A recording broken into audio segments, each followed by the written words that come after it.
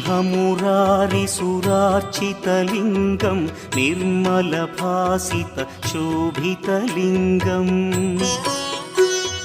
जन्मजदुःखविनाशकलिङ्गं तत्प्रणमामि सदा शिवलिङ्गम् देवमुनिप्रवरार्चितलिङ्गं कामदहन करुणाकरलिङ्गम्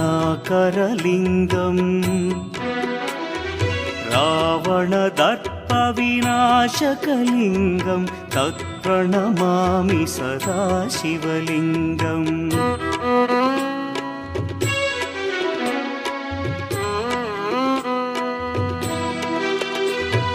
सर्वसुगन्धसुलेपितलिङ्गं बुद्धिविवर्धनकारणलिङ्गं सिद्धसुरासुरवन्दितलिङ्गं तत्प्रणमामि सदा शिवलिङ्गं कनकमहामणिभूषितलिङ्गं फणिपतिवेष्टितशोभितलिङ्गम्